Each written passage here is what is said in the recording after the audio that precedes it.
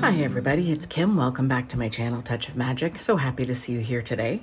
This video is part of our monthly card making hop that we do here on YouTube. The theme for January of 2026 is New Beginnings.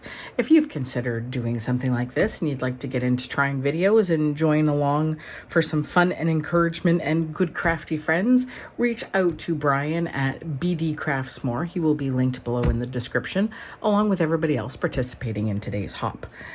And my theme for New Beginnings is I made a card a little bit ago. Actually, I made two cards for the Spellbinders clubs for 2026 January. I made these two, and it was my first time using this, which is Cosmic Shimmer Metallic Gilding Polish.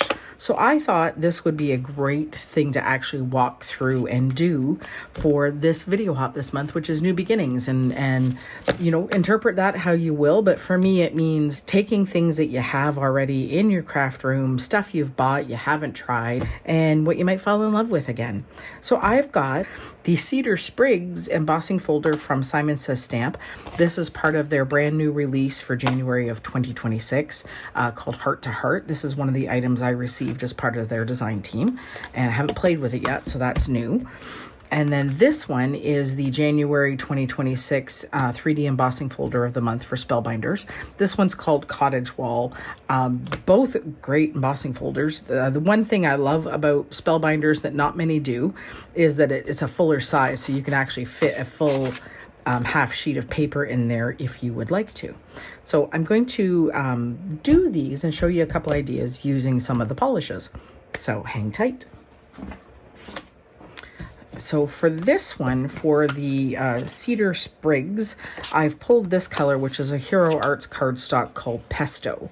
And my idea is that I would like to use the Simon Hurley Solar Paste, this one's Crocodile Tears, over the top as the polish to see if I can get the contrast of colors, because, you know, trees are not just one color. And I am going to do the black again with this embossing folder. So I'm going to run both through. I have both an Impress electric die cutting machine, and I have the old Big Shot. And I'm going to use, I think, my Impress for both of these. They do require different sandwiches for these because they're different thicknesses. The Simon ones are very thick. So for this, I use just the base plate, and usually that's just it. If it's a little thin yet, I would stick the metal shim under. For this one, I'll use a base plate and then the embossing mat, so the silicone mat over top, and run that through. So I'll do that, we'll get right back. Alrighty, so that is a beautiful impression here with this one. So I'm gonna pop that out. That is gorgeous. And that too. Look how beautiful that is. I did not spritz these, which you can do. I have not done that. So, and they didn't crack. Everything seems to be just fine. Oh, that's funny. So you can see the little bits of silver still in here. One of the techniques I tried, and I have the panel here, is I actually put the polish on the inside of the folder and ran it through just to see what it would do. And it gave a really interesting look here. And I did the same there. And this one is gilded over the top. So, you know, you can do all kinds of things. So two different ideas. We're going to start with this one, and I'm going to do the original technique I did, which is the gilding polish. This has a nice little applicator that pops out the top. So all I'm going to do is I'm going to use the applicator here. There's still some in the lid. So I'm going to pick up some of that. This is getting a little thick there, so it might not be the best one. I maybe should have picked up there. A little bit out of there. And I'm going to tap it off. I've got a little silicone pad here, and I'm just going to tap it off for even distribution. And then I'm going to just glide it over top of the raised spots here. So very, very lightly. This is kind of like, you know, the technique everybody loves with embossing folders is your blackout technique, where you go across the top of the raised surfaces. You've got your color down below. This is kind of where I think that idea probably originated from, was just this neat idea of just kissing the top surfaces very lightly.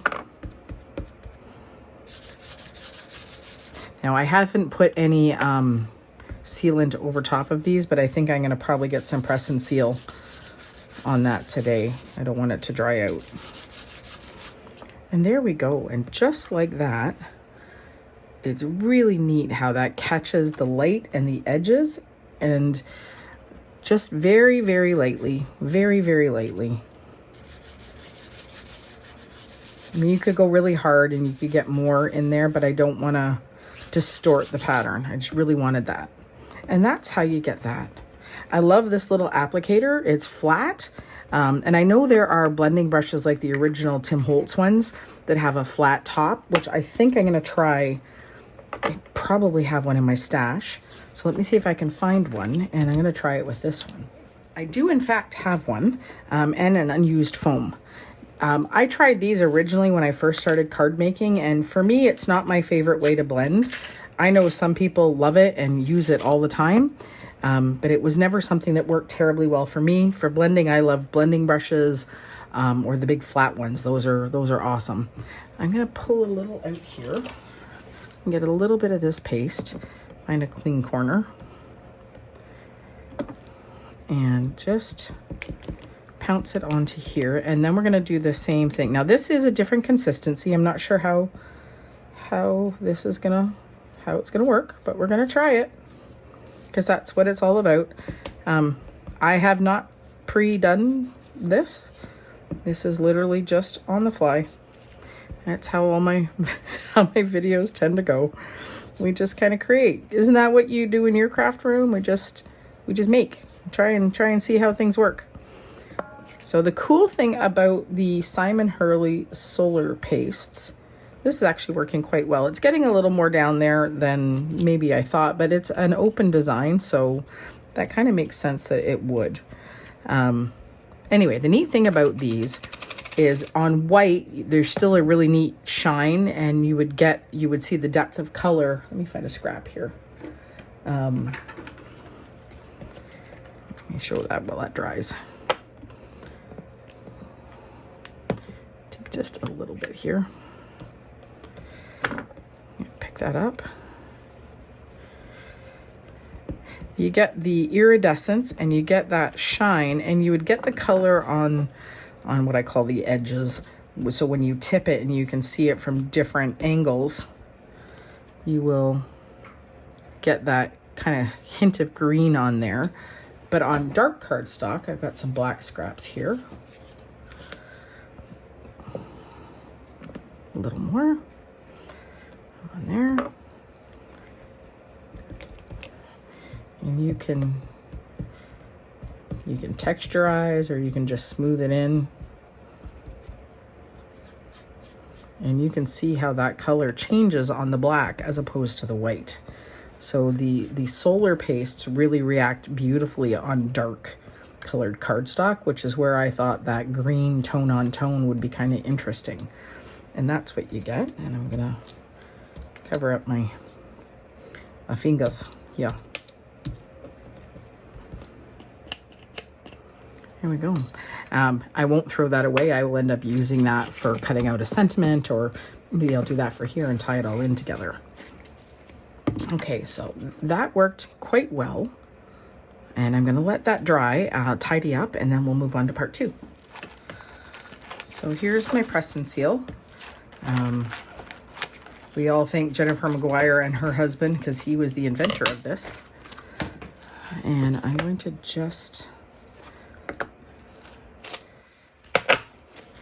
cover that over.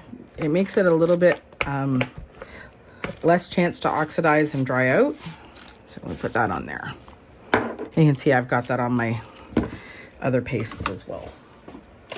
These are beautiful. They dry very quick because it's really just a very skim, what I call a skim coat, very light coat, and it will dry quite quick. Yeah, these are all, those are dry already. Perfect. Okay, let's see about part 2. Do we like that? We do, don't we? I do anyway. Okay, let me try something. I have my November card kit here from Simon Says Stamp. It was called Give Thanks, and have not played with it yet. So we've got the word, and then, oh, that's interesting. How does that cut out? Okay, I haven't played with this yet, so I'm gonna run it through and see what we have. So this is obviously the framing of it. And I've got my little Spellbinders Scout. I could not resist it with the purple because it is my theory in life that if you need something and you can get it in purple, well, then you get it purple. Okay, so that's our frame. And I would like to try the word out of this. Oh, we're dry. Good, good, good, good. So let's try that one. I'm gonna take that out of the center. Sorry, that's very off center. There we go. Tap that down a little. I always like to put things on an angle so that you're not stressing out the rollers. Your machine will last much longer that way.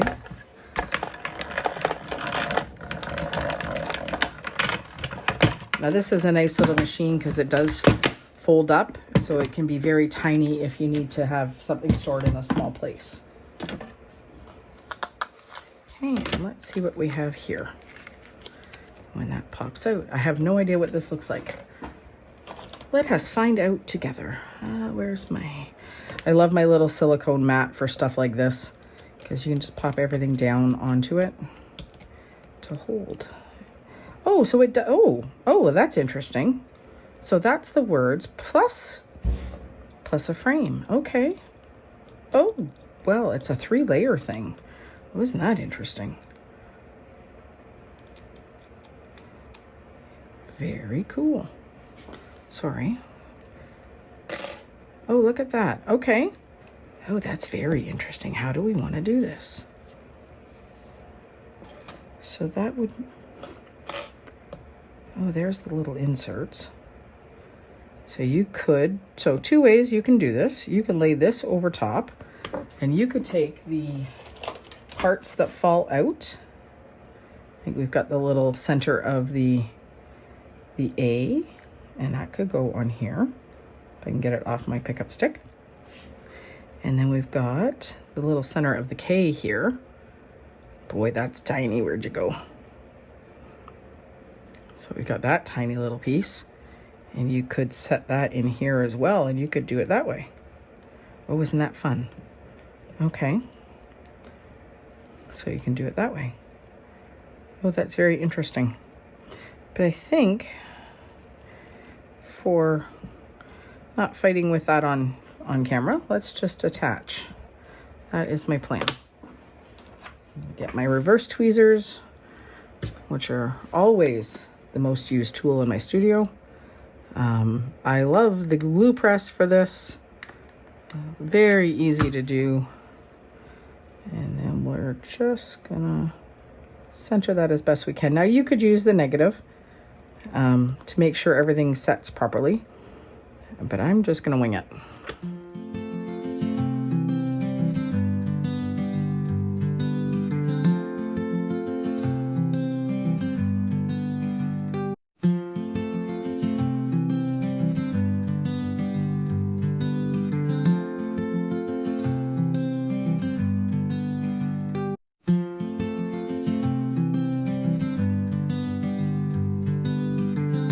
And that's how that looks. Oh, that's cute. Okay, I'm gonna trim this down and I'm gonna mat it on black. Alrighty, the leaf piece here, the pine sprigs, is that what we're called? Nope, cedar sprigs. So let's try that again. So for the cedar sprigs panel, I have done this in a 3 3/4 by 5, and I've done the matting layer at 4 by 5 1/4. So that will give a nice 1/8 of an inch all the way around.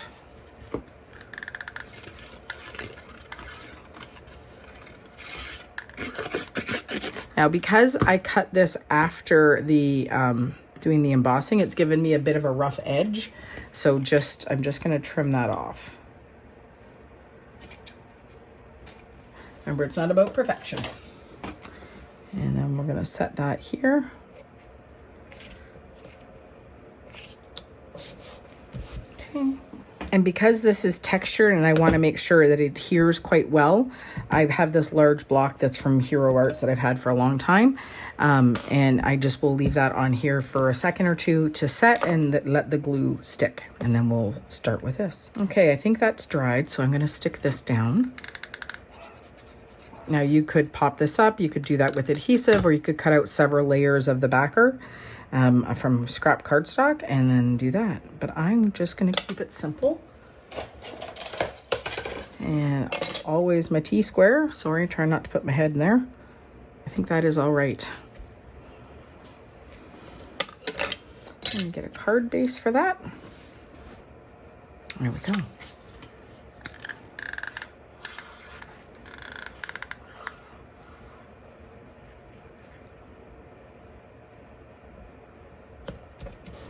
And again, with the heavy block, just to hold that to set. Now, the cool thing here is that you can do 2 card panels out of this. So you could do a 5x7, you could do a slimline, and you can do 2 A2 panels. And I think I'm gonna do 2 A2 panels. It tends to be the size that I use the most and give away the most, but I think maybe I should try a slimline. Nah, no, 2 A2s. And it's neat because you have just the top part of the wood, and then you've got the bottom part with the floral, and then you can do 2 different things. And I have some of these. These are the clear stamp and die of the month for 2020 for January of 2026, called Best Year Sentiments. And I actually have some of these done already, and I think I'm gonna just work smarter, not harder, and utilize that. So let's see what ones we have. I'm not gonna put the gold on there because I've got it with silver. Now you can mix and match your metals. You certainly can, but I love the black and white here. I think it really, so I think Smile, You're One of a Kind is going to be what goes here. Or do we wanna go across the front? Maybe we'll try, oh, let's try it this way this time. I've done it landscape before. Oh yeah, I like that a lot.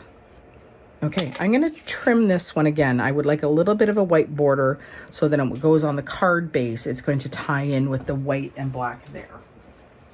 Okay, and same thing, I'm gonna use my liquid glue here and then set the block on it so that it's weighted and will stay. You could also use double-sided adhesive or tape runner, however you prefer to do this. And let's get that centered on there as best we can. And hold. Okay, that is down fairly well. I think I got enough on the edges. And let's do this one. Again, you could pop this up. You could do extra layers. I tend to keep my cards fairly flat for mailing purposes. It's just the way I do it. But, you know, if dimension is your thing and you love it, go for it. If you're hand delivering, then that certainly changes how you can do your cards. And again, T-squared just to kind of get an eyeball on that and line it up. Not that a handwritten one needs to do that, to be fair. And we're gonna do this one. Sorry, this is my trick here. I got pressure with one hand, and because of the precision press here, I can hold it with my tweezers and apply with my free hand, and then tuck that down. And I'm gonna just nestle it under there so it ties in. And move that just a smidge. Sorry, I gotta pull down just to be able to see properly. There we go. And that one is all set. All right, so there's some finished projects today. New beginnings. Take the things you have and use them. You know, if you haven't yet, dig it out, give it a try. If you do that, please, I'd love it if you tag me on social media. You can find me at Touch of Magic with a K in most places. My links are also in the description here on YouTube. Any products that I do link below, I'm an affiliate from several companies, and my links are affiliate links, which means that I earn a small commission when you choose to shop my links. So not only is it very appreciated, but it also costs you nothing extra to do so. It just helps support my channel, and it's very, very appreciated, as I said. If you haven't already, I would really love a thumbs up. It's also very, very appreciated, and engagement always helps on social media things. If you would like to, I would love to have you subscribe. I do try to post fairly regularly. I lost a couple of weeks there. I had the flu. You can still hear a little bit of that in my voice. It's a little gravelly still. But, you know, if you subscribe, you can also ring the notification bell, and it will let you know the next time that I post a video, which I try to do at least once a week, but, you know, life happens as well. So thanks for stopping by today. I hope you found some inspiration. This works with any embossing folder that you have in your stash and any kind of paste you might have. It's just about finding a way to make that work, and I think you can do it. Thank you again. I appreciate you very much. I hope you find some time to craft, and I'll see you again real soon. Bye.